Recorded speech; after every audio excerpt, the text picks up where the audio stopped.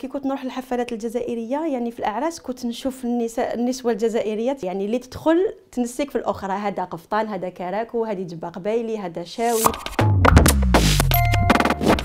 مواليد مريم زياد، حرفية متخصصة في صناعة الدمى بالأزياء التقليدية الجزائرية التي هي غنية عن التعريف ومعروفة يعني، وماذا بيا نوصلها إلى كل العالم يعرف اللباس التقليدي الجزائري الأصيل. هذه الأزياء هي يعني تراثنا وهويتنا، والتي يجب علينا يعني نحافظ عليها، لأنها هي تراث يعني ضارب في عمق الحضارة الجزائرية، واللي لازم علينا نحافظ عليها من أي انتهاكات أو سرقات، وماذا بينا يعني نخلوها لولادنا ولادنا. يعني كان الحلم تاعي اني اصير يعني مصممه ازياء عالميه، ولكن لظروف اخترت مهنه اخرى، التدريس. كيما لحقت يعني مع الدراسه تاعي وكانت ظروف عندي، قلت لما لا يعني هذا الحلم تاعي نقوم بتجسيده في الدمى هذه اللي راهي قدامكم، يعني كامل من صنع يدوي وجزائري 100%.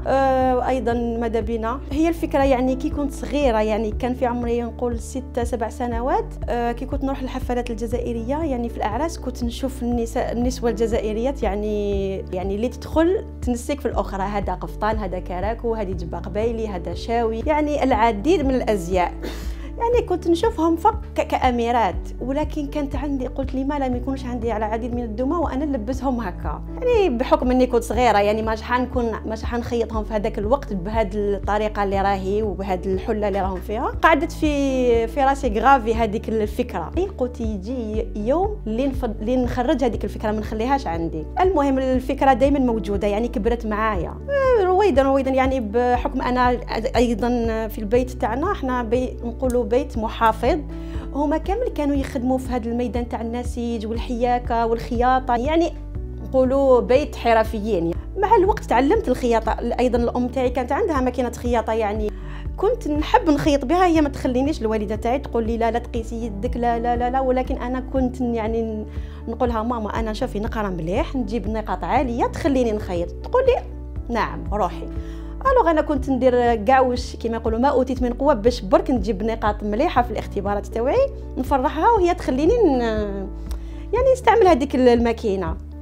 يعني كملت بالعقل نقرا ونخدم هكا يعني دائما يعني، وحبيت ندخل مجال تصميم الازياء، قلت لكن ما سعفنيش الحظ، يعني لازم تكملي الدراسه الجامعيه، الدراسه العليا.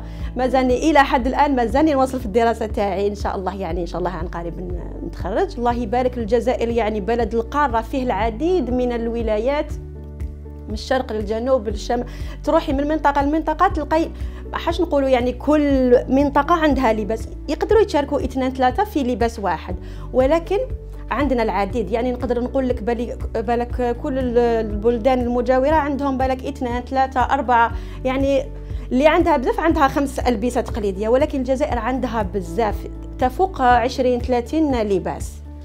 وكذا ايضا يوجد هدف اخر، وهو يعني ماهوش هدف كبير، يعني كيستيون تاع اللي كي نبيع الدمى يعني نقولوا فيه، ولكن ماشي بالطريقه الطريقه لازم كي نكون عندي هدف ثالث من اني نبيع هذا الدمى، لازم انا اللي نبيع الدمى تاعي، ماشي نبيعها لواحد ثم هو يزيد يقوم ببيعها، ولكن هنا تولي التكلفه غاليه. تما يقولوا لي انت كي تبيعي الدمى تاعك غاليه، انا الدمى تاعي عندها السعر اللي بديت به مازالني نبيع به الدمى، ماذا بيا كاع يكون عندهم دميه.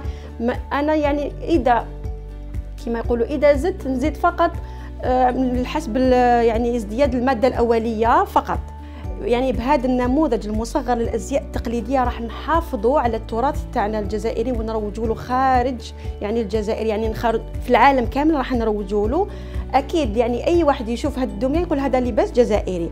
هنا يعني نضع حد للانتهاكات يعني، ولا للدول اللي تحاول تسرق وتنتهك يعني تراثنا، هنا نديروا لهم حد يعني بدميه بسيطه تحطيها في مكان، هذا لباس، هذه جبه قبايليه، هذه جزائريه، هذا جزائري، هذه قشابيه جزائريه، هذه قندوره قسنطينيه، نقطه الى السطر. يشوفها واحد يقول لا هذا جزائري، ما تقوليش هذا تاع دوله اخرى ولا يعني دوله تاع اي دوله، يعني بمجرد انه يشوف هذا الزي المصغر في الدميه يقول لك جزائري.